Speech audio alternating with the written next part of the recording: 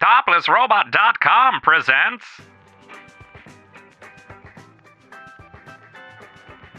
You're listening to Animated Opinions, the only podcast haunted by a full Norwegian folk metal band and spooky snowman. I'm Melanie. And I'm Emily. And today, we'll bring you another movie you've sure as hell never heard of. Thanks, Emily.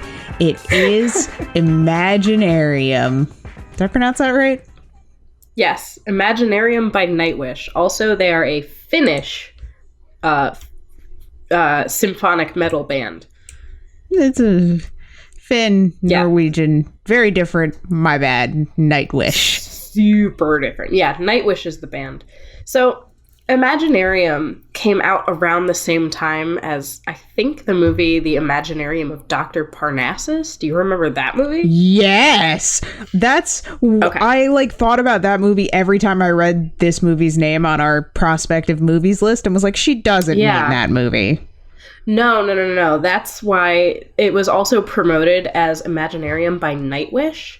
And like I said, it was a 2012 movie that ended up coming out in North America on June 16th of 2015, but it was released in November of 2012 for basically Europe and Canada, I believe. It is a Finnish-Canadian fantasy film co-written by, here come the Finnish names, Thomas Holopainen and Stobe Harju. And it was directed by Harju. And this was his feature film debut. Previously, he had done music videos for Nightwish, and they wanted to work with him again. It was developed with and features music from Nightwish, which is a Finnish symphonic metal band, and it was their 7th studio album, and it shares the same name. So there's a lot going on here. Much like Jack and the Cuckoo Clock Heart, it's kind of a concept album movie without being a concept album movie. There's less music in this than Jack and the Cuckoo Clock Heart. I was so sad. I was really expecting to rock out constantly. But, it disappointed me because the music in this rules. Nightwish rules. Oh, hell yeah. It made me want to listen to more of their music, which I did not do because I finished watching this at 1 a.m. while hopped up on Benadryl because I have a ton of allergies. Do not watch this under the influence of anything. I watched it fully sober with my breakfast and was just like, what's happening? Oh, God. Yeah, so imagine that, but also imagine that you're very, very scared and very, very tired. No, thank you. This was a very scary movie to experience, even in the boringest of settings. Yeah. The concept for this film actually dates back to 2008. Nightwish frontman Holopainen first introduced the idea for the film to his fellow band members and to their music video director, Harju.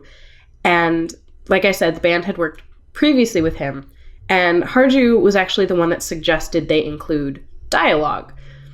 He went on to write a 70-page first draft of the screenplay based on Holopainen's original ideas, and it was decided that instead of the original idea of a collection of separate music videos, that they were going to create a full movie that had an overarching storyline. So this film was developed at the same time as the album. The film definitely has a lot of music video visuals and definitely you can see where they cut it apart to make separate music videos. Mm-hmm. But I think it would have stood better as a series of interconnected music videos and may have gotten a better reception than an okay movie. We wouldn't have gotten the movie that we were given if that had been the case, though, you know? That's fair. It would have been totally different. So if you step back from this, if I did not know this was a movie that was made by a metal band kind of as an album movie, it would be totally fine. But knowing that and kind of expecting more from it musically than what I got, it's a little bit disappointing. It's still a fine movie, but going into it, like, hoping for just this metal as fuck dark fantasy musical, I was a little bit sad. Oh, fully agreed. I was really ready for there to be a lot of songs. Hell yeah. Like, everybody was like, yeah, it's a great musical. I was like, there were 2 whole songs?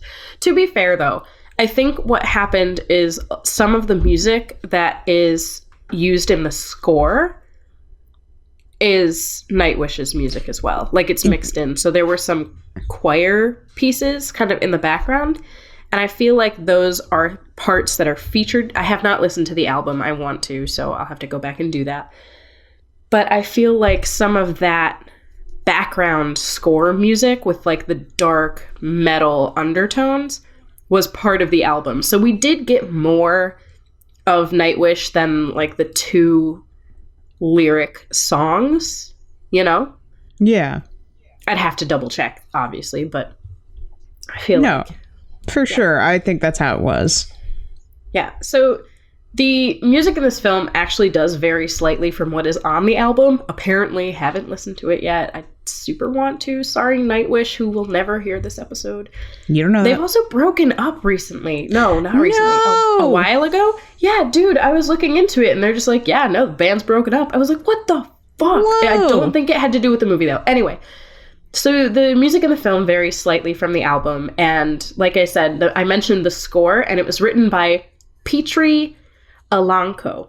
All of these names are going to be butchered. I'm very sorry ahead of time. Nightwish stated that Imaginaerum will in no way be a children's movie, but a dark, foreboding fantasy, a dream world that lacks no surprises. I would agree with that. I guess. I think that's a truthful statement of what I witnessed. Yeah. I mean, that sounds right. Yeah. The Metal Hammer, which I believe is clearly all of this research has been done. Metal Hammer, I assume, is a news outlet, either website or review-esque thing. Commented that the film is definitely a must-see for Nightwish fans, and says that while some scenes feel a little contrived, the cinematography is stunning and the use of Nightwish's music is tastefully done, with the score complementing Imaginaerum perfectly. I agree with that statement. Yeah.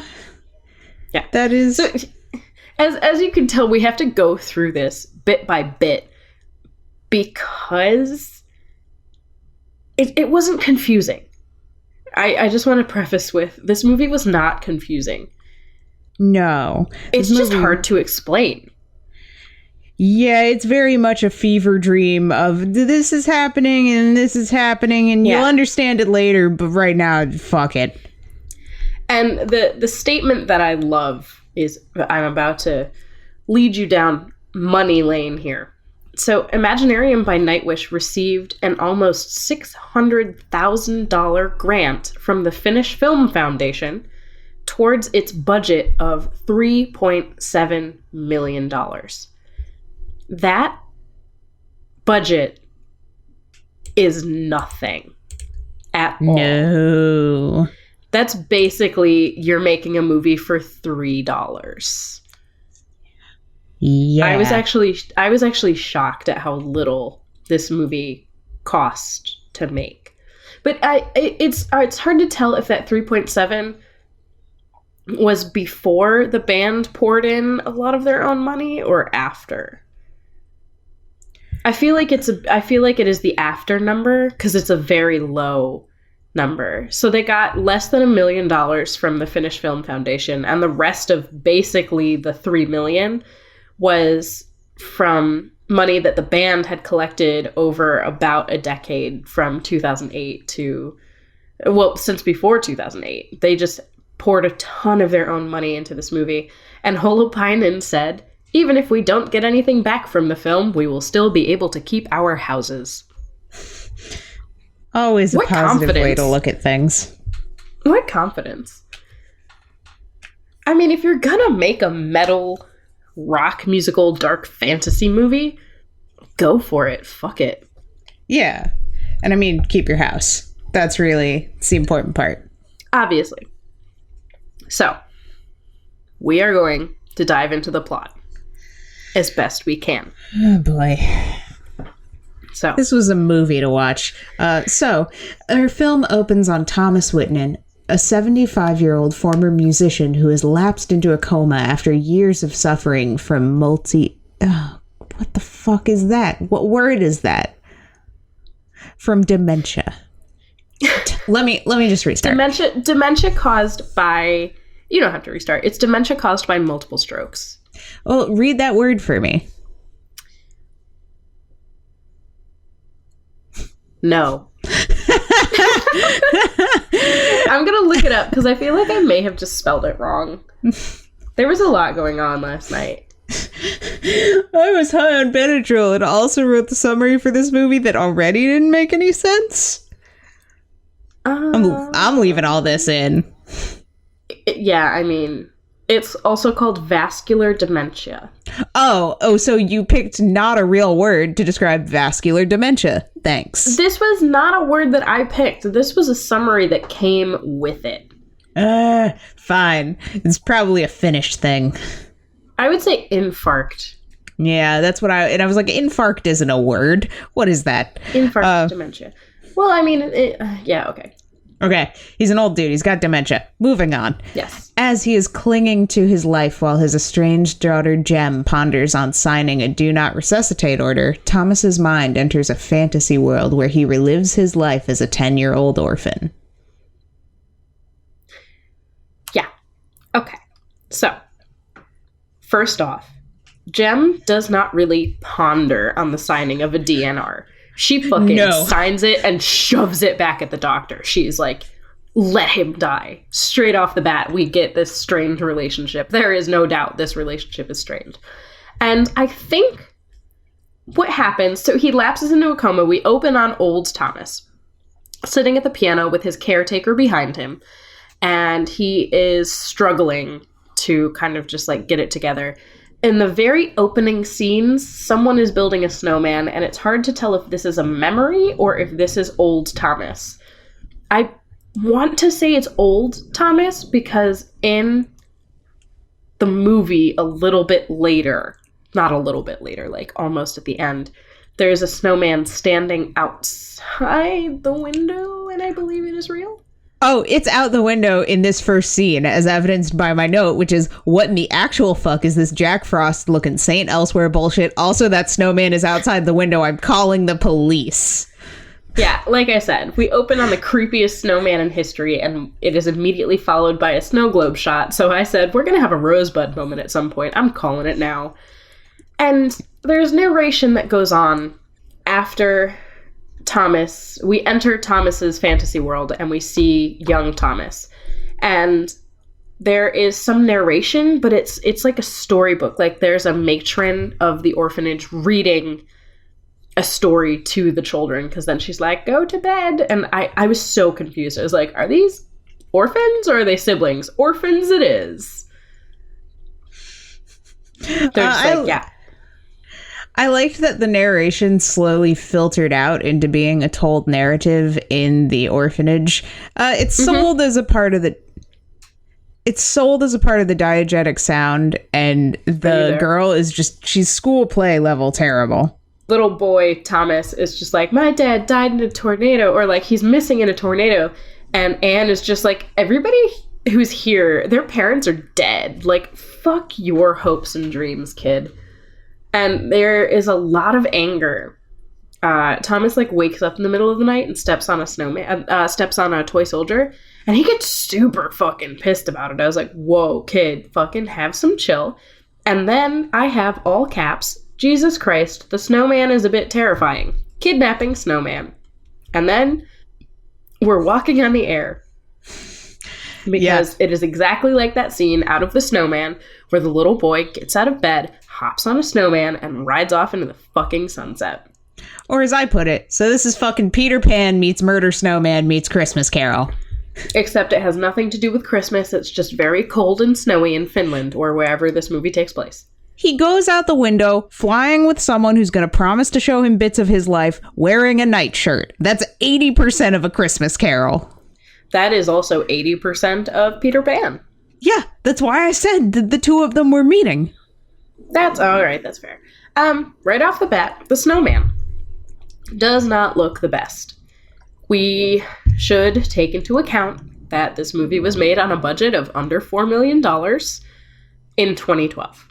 So, with that being said, the snowman is horrible, but I love it because it's interesting. Yeah, he was interesting. He wasn't just like a Jack Frost-esque snowman. He had like, it was very like cross between Neil Gaiman and Tim Burton and almost like Clive Barker-y. Yeah. Oh, can we swerve for a brief minute to talk about the snowman from Jack Frost? Because that fucker is ugly. I mean, we can, but like, that's an ugly. Also ugly. That's an ugly snowman. Admittedly, though, this snowman does look like he's going to eat all of your blood so that way he can continue to live. Yes. The snowman is going to sap your life force from you, which he kind of does in the end. But I really, really liked the score. It was, like, from the get-go, the score just kicked right in, and I was like, hell yeah, I'm here for this. Yeah, it works. The snowman also calls the kid Bud or Buddy, and I was like, please don't. That shit is super molesty. It's a little molesty. It's super molesty. But yeah, so we've got the snowman. He doesn't really acquire. There's a line here that says Thomas acquires a snow globe containing a dancing figurine called the Arabesque. He calls it Princess, and he's just had it. It's something that he's had as a child, I think, and it just follows along with him and features very closely in these nightmare dreams. The snowman is called Mr. White, apparently, but we're going to ignore that. Anyway, Thomas gets on the snowman, piggybacks the snowman. They're doing the whole sequence from Walking on the Air, but the dark, creepy Tim Burton fantasy version. And they hear an airplane, and the snowman is like, we should fucking chase that. And Thomas is like, how about we don't? But he does see the crash site, or he sees like some metal or something on the ground, and he's like, let's go there. And Thomas ends up losing his balance, and he falls into a surreal world bordered by a rundown roller coaster track, which, spoiler alert, represents his mind and memories. The track is literally falling apart. There's a whole scene about it. And there is a mechanic who is apparently symbolic of Thomas's doctor in the real world. Thank God for this plot summary. And the mechanic is complaining about how futile it is to repair the track. The doctor looks to a younger Jem, his daughter's name, for advice, and she says that they should just let it fall apart. And this coincides with Jem agreeing to the do not resuscitate order in the real world. That is not necessarily true. It's hard to tell. The flow of time is a little bit odd here. So there are moments in Thomas's fantasy world that coincide with moments in the real world, but they are not an exact one-to-one. So we don't see a scene of Jem signing the DNR and then it cuts back to fantasy child Jem being like, just let this shit fall apart, Dad. Mechanic Dad. It was really hard to watch this movie and read a plot summary of this movie at the same time, because I would be like checking my notes and be like, I don't know if that's happened yet. That might have already happened. I don't know. So what I did, because I had really wanted to watch this movie for a long time, like since college. Thanks, everybody. What I did is I didn't want to spoil it for myself. I kind of had a general idea based on the trailer and based on like the one-line plot summary that's provided on wherever I watched it. And I took my notes and then pulled in the plot summary, which was a mistake because the plot summary does not perfectly match up with the flow of the movie. So a lot of these notes are kind of a little bit scattered, and I may backtrack a tiny little bit. Anywho, Jim signs the DNR. Thomas is in the fantasy world. He sees the train track. He also meets an older Anne, which is weird because we haven't been introduced to Anne yet in the real world. Nope. So we see this older woman in striped tights, which is her like defining feature. It's just, she's supposed to be 72, and I'd be like, hell no, this woman is 65. And Anne is the same girl as the girl from the orphanage in the very first young Thomas scene. And older Anne is talking to young Thomas, and she's like, don't trust this fucking snowman. He's out to get you. And don't follow him, don't listen to him, don't trust him. So immediately we're like, who the fuck is this character? I mean, she's right, but still. Mm-hmm. Sorry, I took a long drink of rum. I'm drinking. Some of the set designs and composition of the shots are interesting. But it's also, you can tell that they had a limited budget. It's super minimal. Like, I love the hospital scenes because it literally takes place in a white room with a bed, a single bed, and like one computer monitor looping whatever VFX 2D comp shot they had for medical things, and like one IV drip. Like, that is the hospital set. Yeah. And it is stark white. So I do like the composition of that. I do like how very minimal it all is in the hospital, because Thomas's house, like this house that Jem goes back to, is very dark and kind of foreboding and kind of like Addams Family-esque in a way. It's a very strange house. Yeah. No, I kind of liked how austere the 3D backgrounds were, because it gave it the feeling of you're reading this fairy tale and you're kind of vaguely filling it in, but it made his mindscape seem creepier, which I think is important to selling the idea. But the sparseness of it, having it lacking anything aside from like the element you're currently looking at, kind of helped in a way with the dimension narrative, because there's missing bits, there's missing pieces, there's obviously it's not all there. And I had a thought very early on in the movie that it would have been more interesting if we had followed his daughter into the fantasy world to bring her father back. Oh, that would have been pretty cool. I think that Jem would have been a compelling character to follow through this garbage, Because Jem has, and I have this note, this is a weird level of resentment for a man in a coma, but I also kind of get it as somebody whose family was affected by Alzheimer's disease. Because, like, I get it, I do. But we're supposed to, it's hard to tell in the early bits of this movie who you're supposed to sympathize with, and I think having Jem be the focus and having to go into her father's fantasy world and like follow his memories would have given her a more compelling reason to feel the way she did.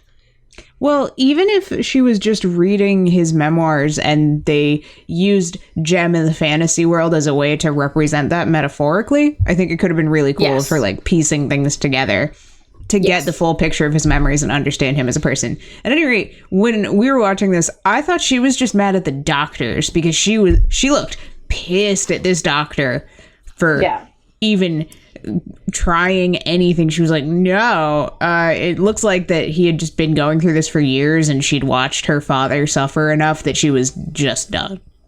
He has, I mean, it has been years. He's obviously had multiple strokes. And Jem was paying, we find out a little bit later, Jem had been paying for her father's care, and it's very expensive to have a home nurse for somebody with dementia. So Jem was basically paying out of pocket to have her father continue to live in his home with a caretaker. And that is super expensive in the US. I'm not sure how it is in whatever fantasy world this takes place in. And like there is that level of resentment, and I think she's just very done. And like we learn later on that she believes that her father never loved her, and there's a lot going on here. But she's definitely estranged, and she's definitely very done, and she's like, just let him die. Essentially, like if he goes, let him go. Hold on, I have to blow my nose. Hold on, I have to blow. I gotta do a line of blow. Gross. That's slang for cocaine. Go to bed. Go to bed. My bed is literally next to me, and once we're done with this, I'm going to lay in it and watch some anime. Oh, that sounds nice. Yeah. The Fall, the airplane, and the Fall are really shitty. The snowman is evil and gross, and I don't know how I felt about Anne early on. To summarize. Fair. Yeah. You had a note about how they did this on $5 and a green screen. They did do it on $5 and a green screen. It was ridiculous. Yeah. The Fall looked awful. Also, all the backgrounds are really lackluster, and they're very clearly like blurred out to save us from trying to see that it's just a texture that they did. Hell yeah. Yeah, the train tracks are a metaphor. This little girl is something else too. And then we get in here. So you have the weird imaginary wasteland. But I was promised a goddamn rock musical, and I was starting to get frustrated that we hadn't had a musical number yet. But Agreed. I did appreciate that the snowman he gets more disgusting and like melty and gross so when Thomas falls and he is separated from Thomas, the next time Thomas sees the snowman, he is melty and he is falling apart. He is gross now. And he's just very much like plastic. The only way I can describe the way he is plastic is like those little kid sandboxes. Yeah. And like that was the kind of like the distinct plastic texture on him. It was a little kid sandbox texture. Ugh. And his animation was very choppy. There wasn't a lot of smoothness to it. There wasn't really... It wasn't the worst thing I've ever seen, but I kind of expected a little bit better than what we got. Thankfully, he's not constantly there, because if he was constantly there, I would have hated this movie. Agreed. This is some nightmare shit. He's scary right now. Thomas has a moment where he's like, leave me alone. This is weird. And I was like, thank you, Thomas. Thank you. This scary melting skeleton snowman is trying to invite Tom to the circus. And I was just like, no, we're not going to the circus. Yeah, this is where I was like, is the snowman supposed to be his dad? Because I thought very, like, 30 seconds in, I was like, the snowman is a metaphor, a physical manifestation of his dementia. And then I was like, maybe not. Maybe it's his father? No, you were right the first time. I mean, I think it's both. Yeah, I mean, the snowman is wearing a pilot getup, which, like, he mentioned that his dad was a pilot, so that's what I thought. Yeah. But, yeah. And then we started on the music. Finally. All caps. Yes, music. Let's go. It only took 20 minutes for some diegetic music. Shit, never mind, I was tricked. No, wait, it's back. All caps. Yes, yes, yes, yes. This is where I get real fucking hype.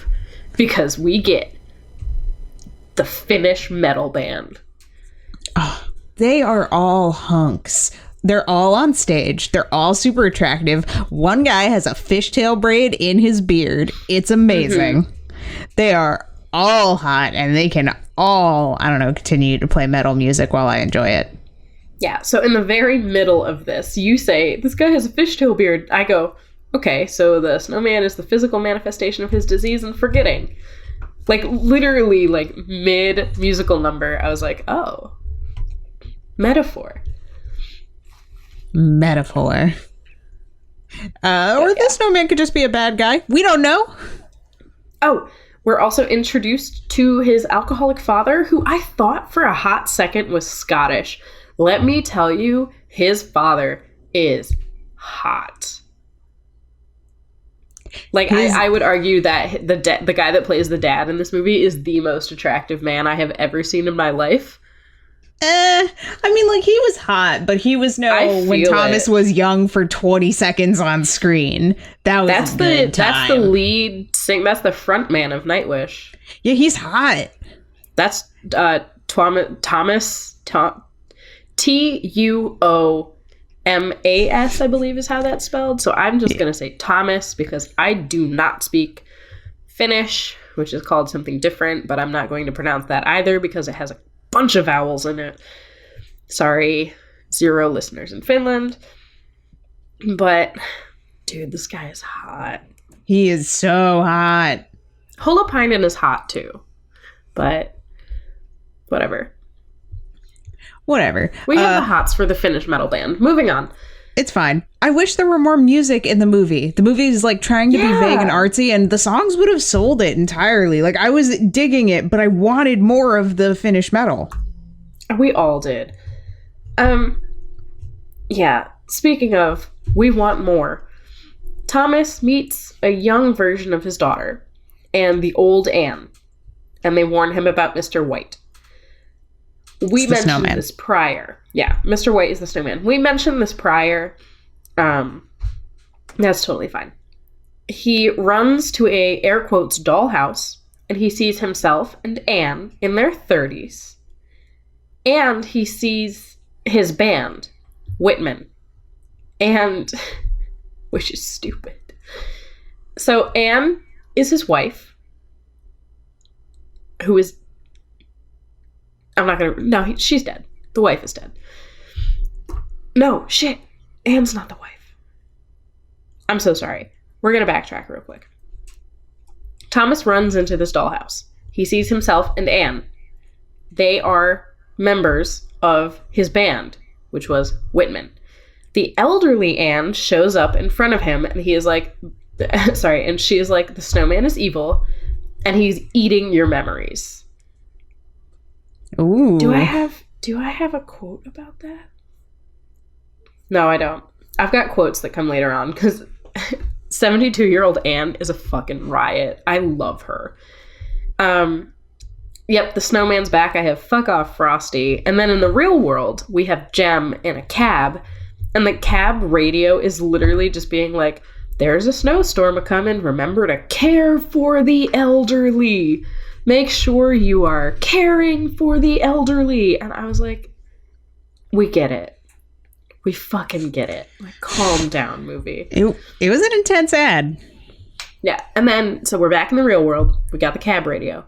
Jem arrives at Thomas's home, where she's staying because she can't go back to her own home because all the flights have been canceled due to this light dusting of fucking snow. And Anne, what are you going to do? She literally walks into the piano room and just goes, hello, Anne. And Anne is just like, hello. And they have a moment. There's very clearly some tension. Jem does not like Anne, but she's not kicking her out either. And she goes, how did you get in here? And Anne goes, it was a magic trick. I can't tell you the secret, but it involved a brick. And I was like, I love you. That was the immediate moment. Because, like, she's got a weird cadence to her voice, and her delivery is a little weird, but she's very clearly, like, an older, not like an elderly woman, but an older woman who's a little bit crazy. But I love her. Yeah. My note... Wait, is this happening in the real world? The old bitch is real? What's happening? Okay, yeah, this is real. Yeah. There was a band of some... This is where I get a little confused. And I said, okie dokie. So there was a band of some kind. Hell yeah, more metal music. Because they play a little bit of metal music here, or there's some, like, cool bass riff. And this is where my brain kicks in, and I am reminded of Claire from Jurassic World. And at this point, I did not actually know Jem's name. Because I watched this whole movie without the plot summary. Because I didn't want to spoil it. Woof. I'm pausing for knocking. And I was like, Jenna? Like, what is your name? So I was calling her, I actually went through and replaced it all because I had her put down as Jenna. And to be fair, we literally get her name at this point. And I was like, Jen. She's a Jen. Okay. I was real close. I was like this little movie bit off. needed subtitles. This movie did need subtitles, but we were not watching it in a manner that would have given us subtitles. So, yeah, there's a lot going on. I argue that Jem should be allowed to be shitty because it seems like her dad sucked, and I stand by that. It seems like he sucked. Yeah, he clearly wasn't the best father, but yeah. No, and his answer to ending the cycle of abuse was like, I'll just neglect her instead. Yeah. Like, it was not a great answer, Holmes. It was something. And like I mentioned previously, I was personally affected by having a grandparent who had Alzheimer's. And Anne just has these lines that I would just like sit back and just be like, I am not here for this. Just play me some goddamn rock music. Because she says, losing your mind before you go is worse than dying. And I literally put after that movie, I popped 2 Benadryl. I do not need bullshit memories of my own right now. Play me music. And you did this to yourself. I did this to myself. Well, it's because I have really bad allergies. And there was that super bloom that happened in SoCal because we had all of this rain. So, and then we've had wind. We've had so much wind in LA. And it's just, everything is covered in pollen. And I'm itchy. And I'm congested, and I'm very tired. So, moving forward, I just for some reason go the shitty FX cloud on the snowman, and then I cut back in with plot. I said, this is Emily here to interject with plot. The fucking creepy snowman bribes Thomas with circus tickets that they go to, which is where the snowman has his angry breakdown. This will all make sense in a hot second, I swear. The circus is because Thomas's father got tickets to the circus. Thomas's father got tickets to the circus, and it's one of Tom's bad memories. I swear this is relevant because the next note I have is, holy shit, what the fuck? Fuck yes, vampire zombie clowns. Metal? Fucking yes. No. I want to go back to the real world movie. This is fucking terrifying. How did you watch this while tripping? I'm sober and doing laundry, and I'm still thoroughly scarred. This was one of the coolest scenes in this movie because it was really cool. It was so cool. It was very clearly the music video aspect. Like there are a handful of scenes where they're shot less like a feature film and more like a music video. Which is fine, which is totally fine. And this was one of them. It was amazing because it was terrifying and the camera was moving everywhere and your eye never focused on one thing enough to like mentally process it, and that's why it was so scary. And I was so confused because they were, like I said, they were vampire zombie clowns accompanied by metal music. I was so here for it. It's some fucked up shit. Yeah, there's also Alice in Wonderland illusions. Anne, young Anne, like band Anne, is dressed as Snow White. And I was like, I could use some subtitles on the Rockmaster here. Oh, yeah, I really could. I agree with you on the Alice in Wonderland thing, because it's the long, weird journey through nowhere with characters who only vaguely make sense and kind of like aren't doing anything related to anything. I really love this band, and I wish that we could have put their music into the good animation of Jack and the Cuckoo Clock Heart. Like, just strip all the music from that movie and put this band in there. Like, the scene where they're on the haunted train ride, fucking drop in this song. Yes, it would be very good. Also, they were doing a really good job with pacing these weird segments so they don't feel too long or like they're just interrupting the movie. They flowed really nicely. I wanted more.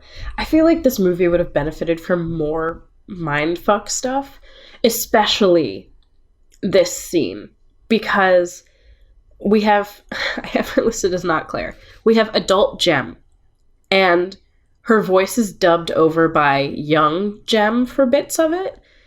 And so her voice is switching between young and old, and then they do some sound mixing on it where it's almost a little bit demonic for like a couple words. So we have what is clearly his daughter, but her voice is different and changing and horrifying. Also, as she's saying these words, performing a lobotomy, which is strange and unsettling because, by the way, young Tom sees present elderly Tom's dead body and watches his daughter saw open his own goddamn head and pull out his memories to laugh at them. We witness all of this, but it's horrifying. And you would think that this is a bad memory, right? Yeah. Okay. The snowman is trying to stop things. And I was like, why is the snowman trying to stop things? Because there's a moment where she's getting the papers handed to her by essentially the Mad Hatter, who is actually a band member. He's making a cameo. And she gets a piece of paper from the Mad Hatter. And she's reading it and she pauses. And the snowman starts losing it. And he's like, stop, don't change it. This isn't how it goes. And I was like, what the fuck changed? Like, there's no indication that something changed. There's no indication that this is good, this is bad, this is anything other than what is meant to happen. Because it's a weird fantasy sequence happening to young Thomas. And we have no context for this in the real world yet. Yeah, this is like a solid 15 minutes where I didn't know what was happening, as my only note is, well, I've lost the plot. I vaguely understood what was happening, and this is the point where I still kind of got it. I was still there. But I was like, what changed? I was trying to figure out what changed. I knew that the snowman was bad. It's pretty obvious that the snowman is not good. But I was struggling to understand, because we don't have a real world parallel to this yet. At all. But something is different, and the snowman doesn't like it. And then we travel again to another part of Thomas's past. No, we saw alcoholic father. Okay, real quick, cut back. Thomas witnesses, so we have the Thomas that is in this memory watching himself as a child talk to his alcoholic father about the circus. And his dad's like, don't be a pussy. We're going to the circus. You can't be afraid of something that you haven't seen yet. Which I thought was an interesting line. And we cut back to that. And this was a great scene. Just layout-wise. I really liked this. He travels back to that scene, and we have young Thomas witnessing the simultaneous events of both his father killing himself and his older self, like older Thomas, who is played by Holopainen, lamenting the deaths of their wives. Literally, in this memory, Theodore pulls a gun and shoots himself through the head, and older Thomas takes the snow globe with the dancing woman in it. He smashes the arabesque globe against the wall. And this is the point where Thomas starts distancing himself from his daughter. And this was strange because he's in the memory, he's processing it, and is not just passively watching. So memory Thomas is watching all this happen. Dream Thomas is in the room with his father. And this is what I liked about the layout of the shot, because it's a parallel memory, but on the floor. So it seems to be the floor. We have Thomas and his father. And then on the wall, and the camera rotates, we see Jem and adult Thomas. And so you have both of these things happening in the same shot. And it's just really, I don't have the words to describe it, really. Because it's very much like a music video shot. And it's super cool. Yeah. No, this is really, it's well done. Again, this part of the movie just made no fucking sense to me. So I was like, it made sense to me. I got it. Thank goodness. But it just made me think that this whole movie should have been a string of very good music videos rather than one not great to watch film. Oh, see, I really enjoyed it.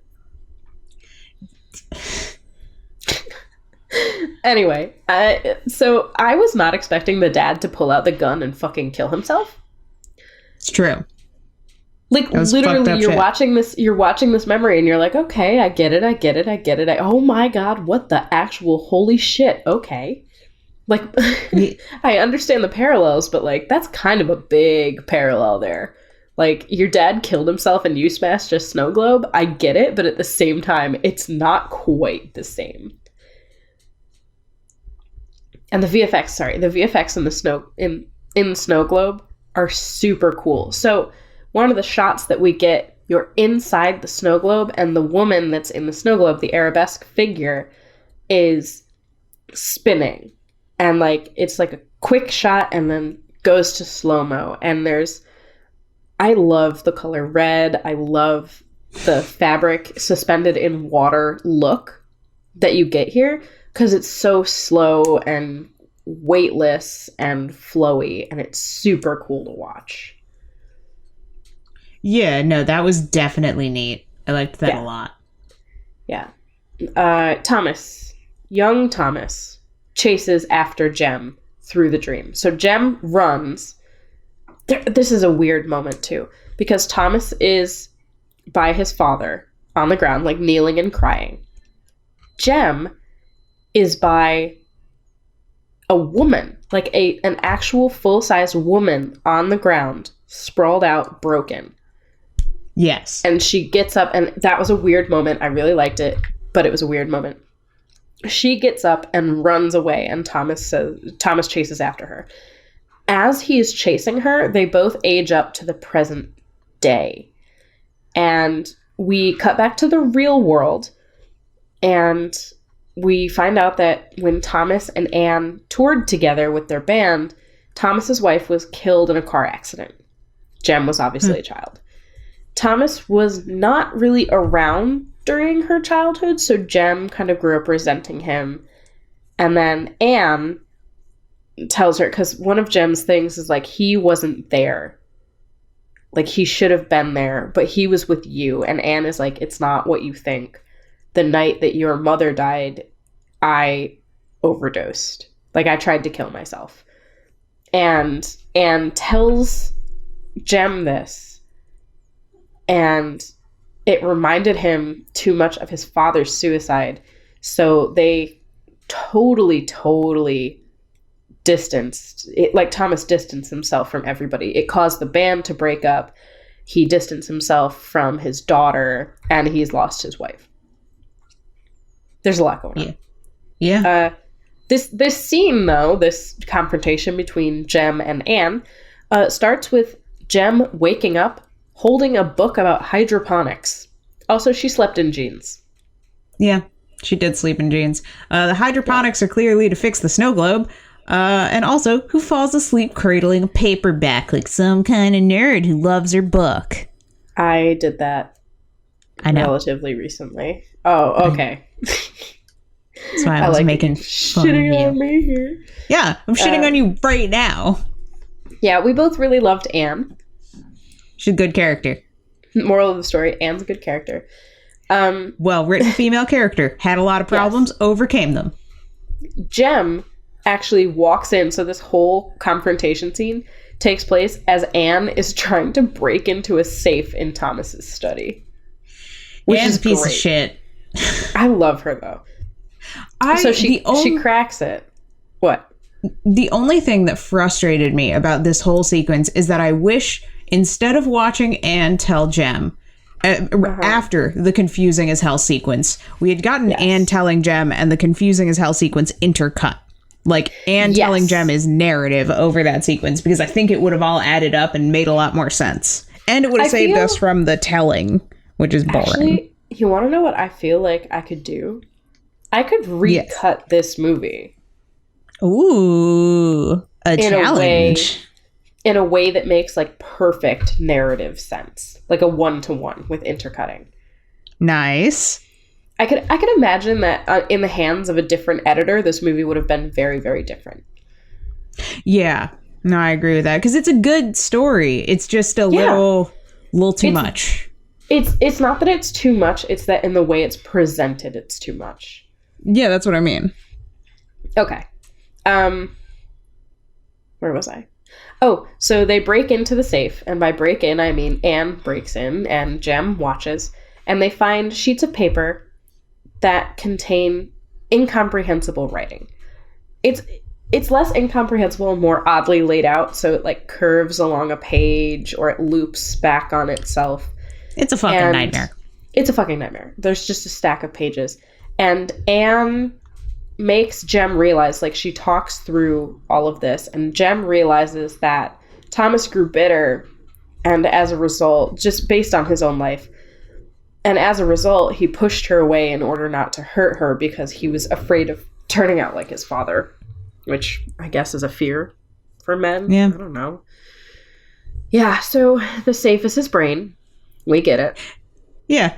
Jem, still right to be pissed at him for a variety of reasons. And then she threw the papers, and I was like, yeah, you throw those papers. That was oddly dramatic and out of place. I wasn't really there for it. I would have preferred her to put them on the piano. This is all just directing choices at this point.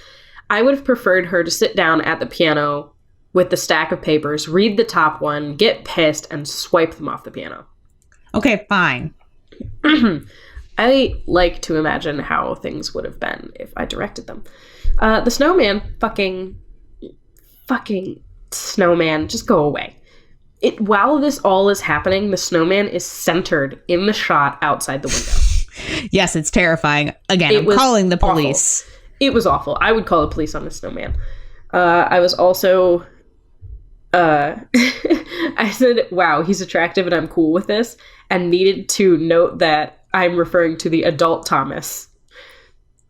For a brief 30-second stint, Thomas is aged to his actual band member age and is an attractive man. And my note goes as follows. Hello, Finnish metal daddy. No, now he's old again. Fuck, go back.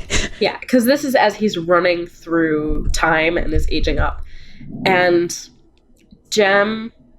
Yeah, it's like, this is where I was like, what the fuck is her name? Because this is the first moment in the movie where she is referred to by a name. I swear to God.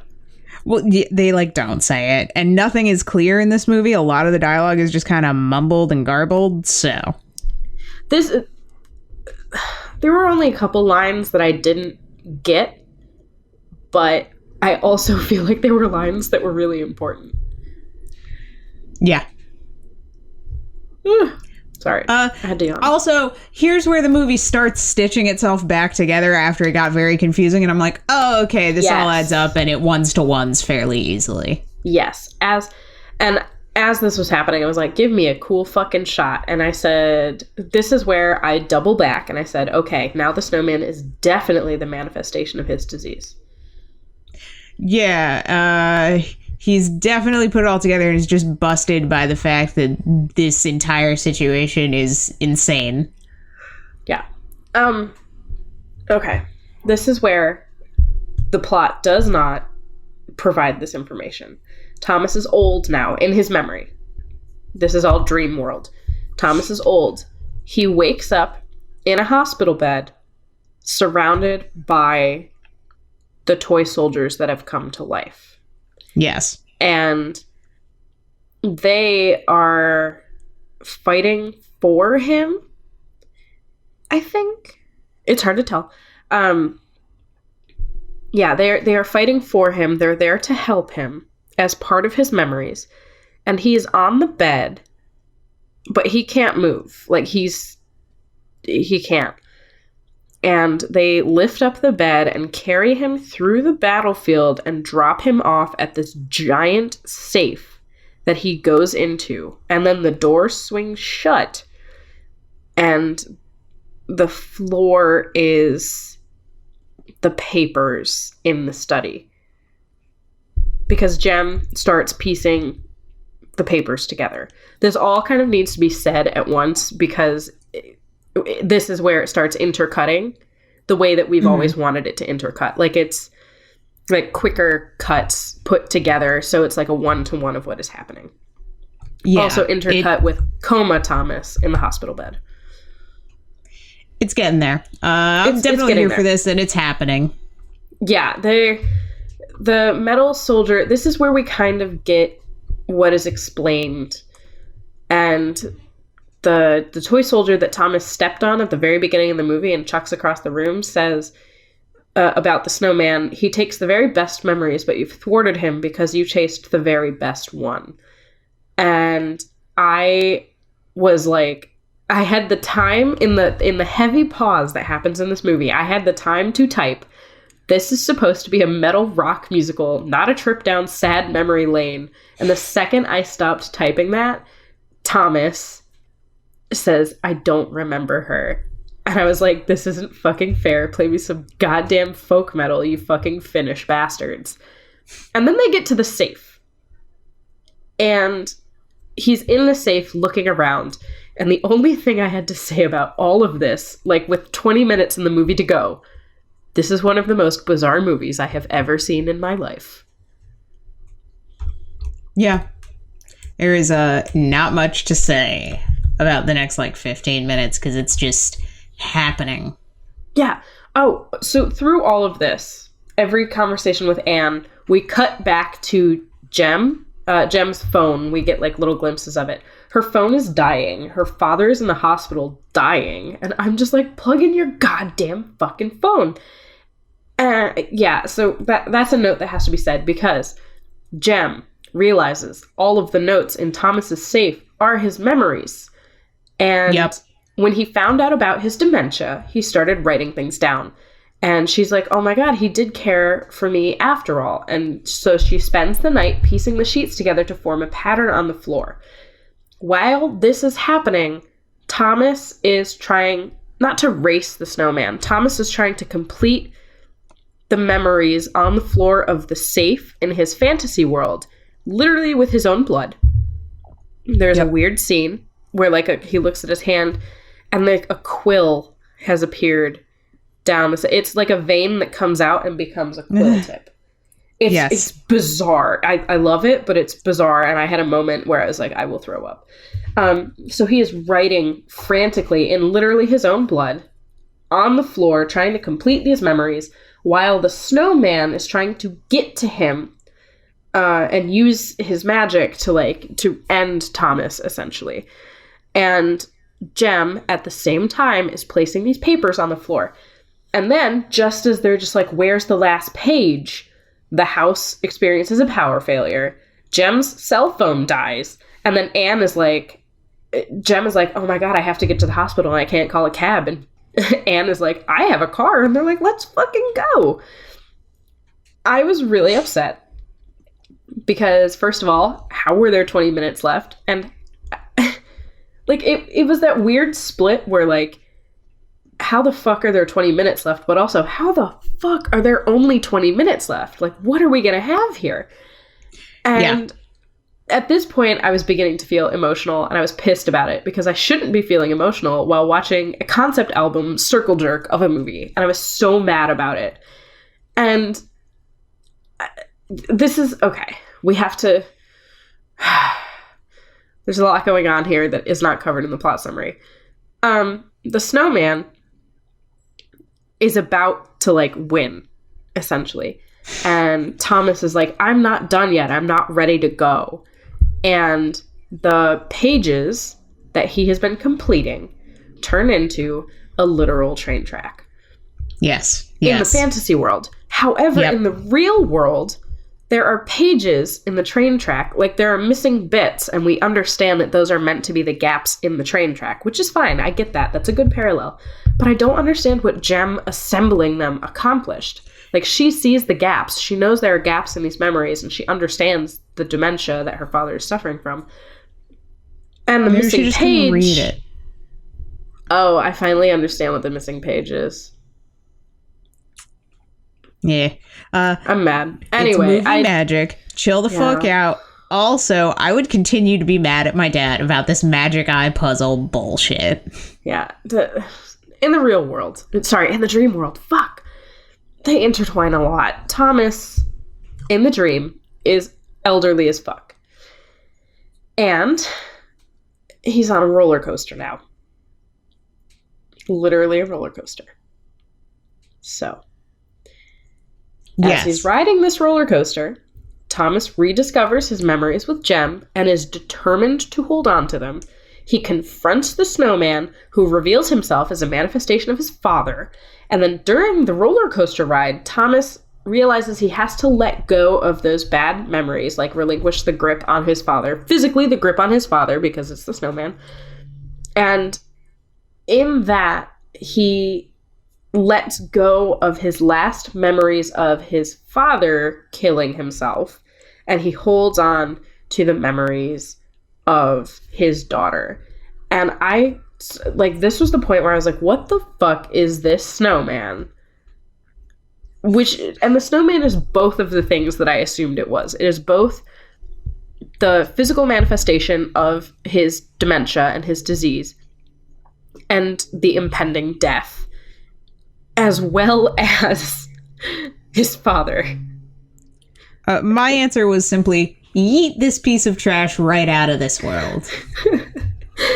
And the snowman becomes more and more horrifying and melty as he loses control of Thomas.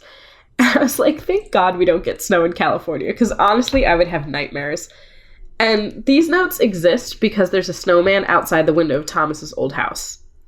Like I said, very early on. And I was fucking waiting for like a Shyamalan-esque twist, like as Jem, because there's like mid shots of Jem crossing in front of the window holding the pages, reading these pages. And as she is coming to realize that her father really did love her, I thought the snowman was going to come into the fucking real world, pull some frosty fucking bullshit, and kill her. Or go at her, you know? Luckily, that didn't happen. I was so fucking waiting for it. I was terrified. I was waiting.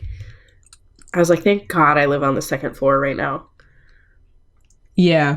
Fuck this snowman, horrifying. though. It was terrifying. Oh, yeah, absolutely. And I was like cheering for Tom because we have an elderly man on a roller coaster racing the Alzheimer's snowman. As I put it for that scene, we really want to do this, but we really don't have the budget. Yeah, just make some fucking heavily motion blurred shit on clouds. They'll get the point.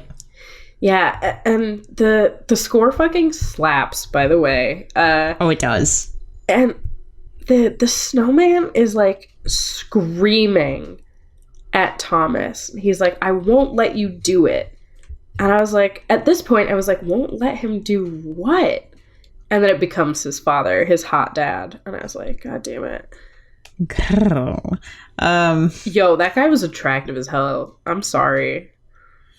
You only like terrible men. You like that bartender polar bear? You like this gross, disgusting alcoholic? You're a terrible person, Emily. I'm sorry. I liked the actor that played him. I don't like the gross alcoholic father. Okay. Because here's the thing. If anybody had a kid, it wouldn't even be a question. Like, I wouldn't even be interested in them at all. So I like the actor. I don't know if he has kids or not, and I'm going to keep it that way. Meanwhile, in the real world of this movie, it's snowing. And Jem and Anne are making their way to the hospital to go say goodbye to good old Thomas. Yeah, so for this terrible power-killing blizzard that is... It's bad enough to cancel flights. It's bad enough that, like, the power goes out. The roads are perfectly clear and well kept. Yeah. Like, that's not going to happen. No, it's Finland. Everyone knows how to snow. No, this is bad. Like, this should have been a way bigger snowstorm. Like, they should have gotten 3 feet of snow in an hour. And Anne has an old Porsche, I believe. And I have all caps. No way an old Porsche is making it through, like, air quotes, blizzard. But, I mean, it's just a light snow, so it may be fine. Because, like, people that own Porsches in LA, the second it rains, they, like, lose total control of their cars. And in New York, where everything was covered in snow for 9 months of the year, there is no way a little Porsche coupe is making it through any snow coverage. Yeah, no thank you. Thomas wakes up. He gets to the end of the roller coaster ride, and he wakes up. Kind of. Jem and Anne are there with his dying breath. Literally his dying breath.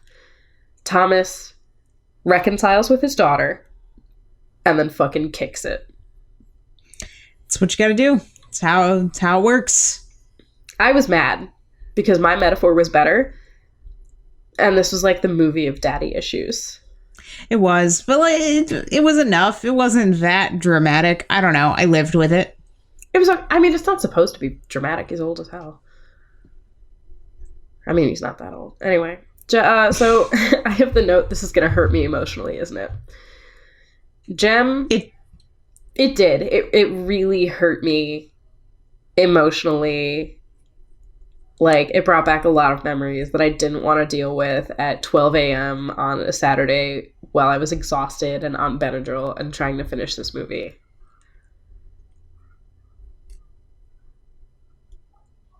Hello? Yes, I'm here. I'm waiting for you to read the plot summary. Oh, God. Yeah, so this is the part that I, like, wasn't super paying attention to, but also did not get, because I'm going to read this to you, and then I'm going to tell you what happened. Jem returns to her father's home to play the grand piano. When she notices a key not playing right, she opens the lid and discovers a brass nameplate lodged between the wires, removing it and placing it on the repaired snow globe. The nameplate reads G-E-M, revealing Jem's name as the keys G and E minor. Thomas mentions throughout the film that the two chords are key to his memories, and all he wants is to hear them one last time. Hold on. He tells her... I don't know when the fuck he ever said that. No, he does. Like I said, I'm going to read this, and then I'm going to tell you what fucking happens. He told Jem when she was a kid that when the chords are played correctly, the arabesque in the snow globe will spin. Jem realizes Thomas really loved her. She plays the chords on the arabesque, it spins, and that is supposed to be symbolic of their reconciliation. Yeah. That is not what fucking happened.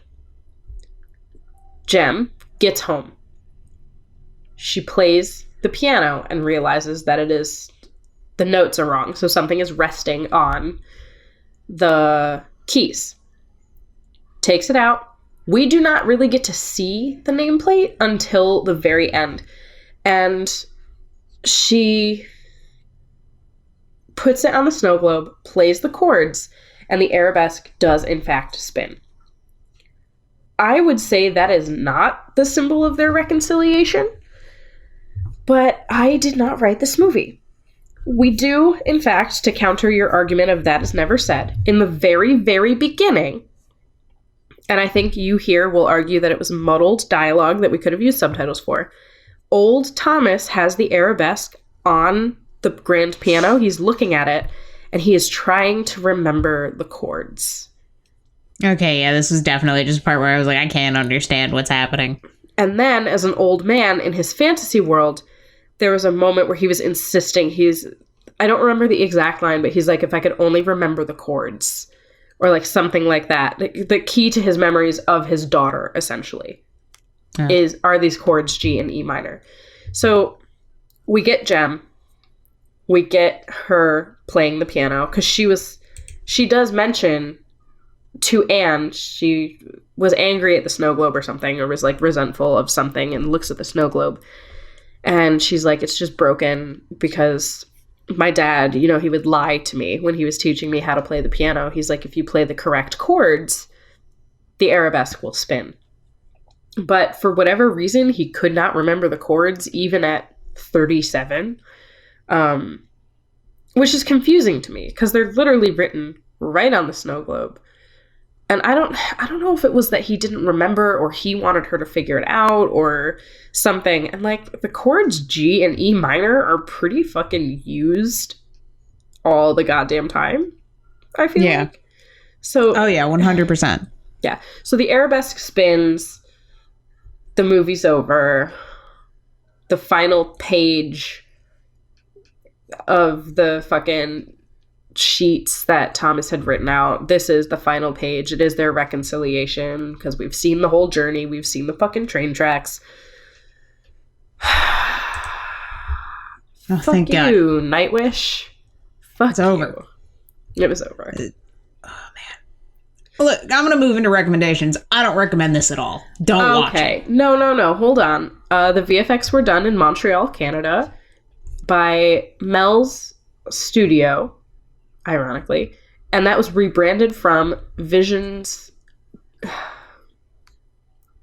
I would just say Vision Global. They're French. And Alchemy 24. Both companies are still active and they do a wide range of work from commercial to feature to like late night TV to television. There's a lot. They do a lot of work. I just assume that the movie looked the way it did because it was 2012 and their budget was $7 and a packet of ketchup. It totally was. And I am okay with that. I would do a soft recommend here. And hear me out. I'm listening. This isn't a movie. If somebody was like, what should I watch right now? My answer is not going to be Imaginaerum by Nightwish. Like, this is a very specific movie. I don't know who the audience was me, because I enjoyed it. But I also have, like, personal experience with the things that were in this movie. I mean, not the fucking creepy-ass snowman, but, like, the dementia and the anger and the reconciliation and trying to piece things together afterwards and or during, like, that all was very relatable to me. So it's definitely a film with, I would say, a niche audience, and visually it's parts of it are stunning, but it's, like you said, it's kind of bland visually. It's not the VFX that we expect of today's movies. It's not a high budget fantasy film. It is a $4 million European Finnish symphonic metal movie. So it's not the VFX that bother me. Oh, I wanted more. It's a soft recommend for me. It's not like a movie that I would go out on the street and just be like, you, passerby, watch Imaginaerum. It's definitely like something, like, if you enjoy the music of Nightwish. I have never met anybody who has known the band Nightwish, but I'm also not a big metal fan. It has a niche audience, and I feel like there are people that would enjoy this movie just because it is so weird. And it's not offensive in any way. It's not overly boring. It's not like Norm of the North, where I was like, please God, let this end because I'm bored. Visually, it was appealing. The story was a little all over the place, but towards the end, like you said, it pieced itself together. And I feel like that was a creative choice that the movie suffered from, and it could have been better, but I did not direct this. It was directed by somebody who had never made a feature film before. Yeah, that definitely hurt it. Shout out to that guy, though, because, like, for a first feature film on a budget of nothing, I'm not mad. Yeah. Nah, I feel you. Yeah. Anyway. I would recommend it if you are a fan of metal or a fan of creepy snowmen and you want to see every creepy snowman movie ever made. I wouldn't, because it was long and a little plotting. It wasn't that long. I know, it was an hour 15. Yeah, oh, that's fair. I mean, it took like a hot second to get off the ground. It's not until, I would argue, the circus scene that I was massively invested. See, so, I thought the ending took too long. Like, I got what was happening, and I was like, all right, let's speed it up here, folks. I don't know. But again, that's why we have opinions. Yeah, so it was an interesting argue movie. About them.